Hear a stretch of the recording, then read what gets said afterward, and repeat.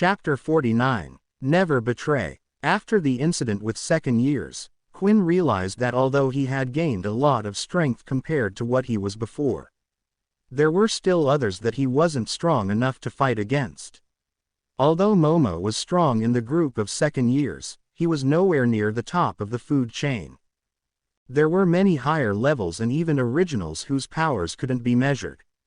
And even out of the first-year students there were those that were powerful, that included his good friend Vorden and Aaron. If Quinn wished to get on their level, he would have to get stronger. The easiest way for him to get stronger was by consuming as many different types of blood as he could possible, but there was a major problem. After the death of Brandon and the second-year incident, security around the academy had been tighter than ever.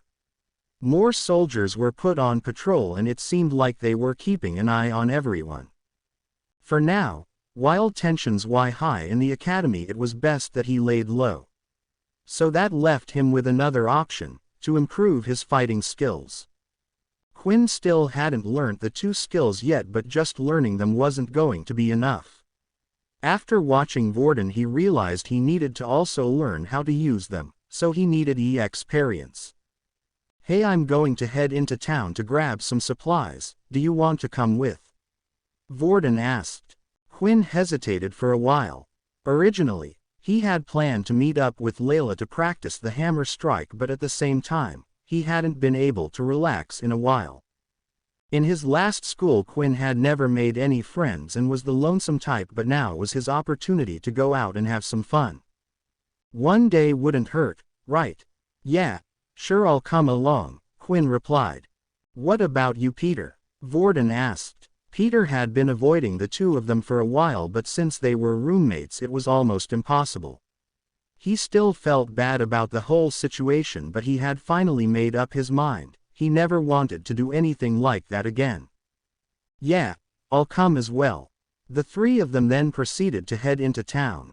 They went ahead and grabbed some food, watched a movie and had a good laugh, but as they were outside, Peter spotted a group of high-level first years he had met before. They were the same people who Peter had hung out with at the canteen. As Peter had made eye contact with the group, they had signaled to him they wanted to talk.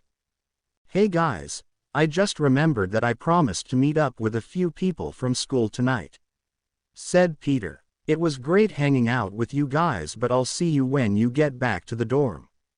Vorden looked at Quinn, realizing that they both, though Peter's words sounded suspicious. "Hey Peter, you know if something is up, tell me, I will help you out," Vorden said.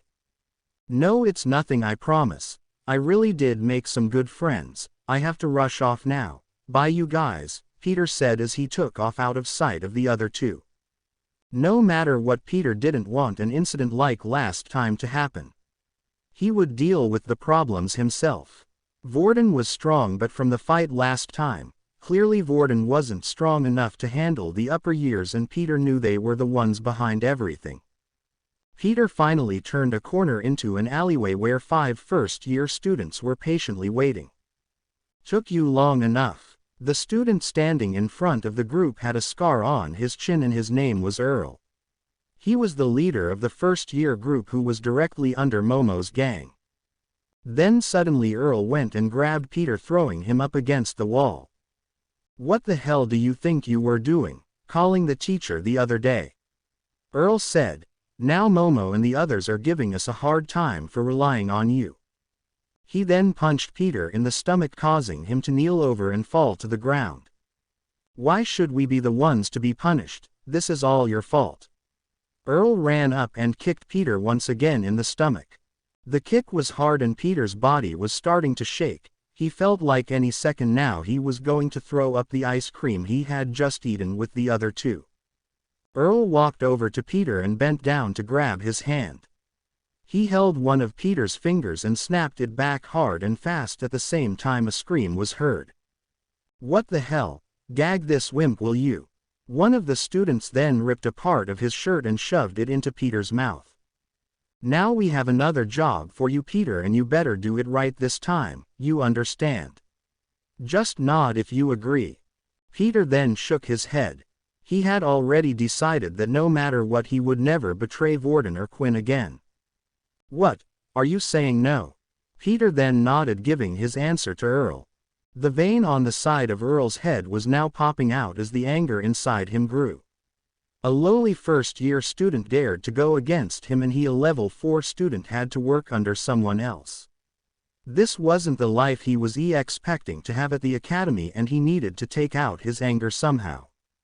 Earl then immediately grabbed Peter's fingers and started to snap them one by one. Each time he would break a finger, he would ask Peter if he was willing to help them, but each time Peter shook his head.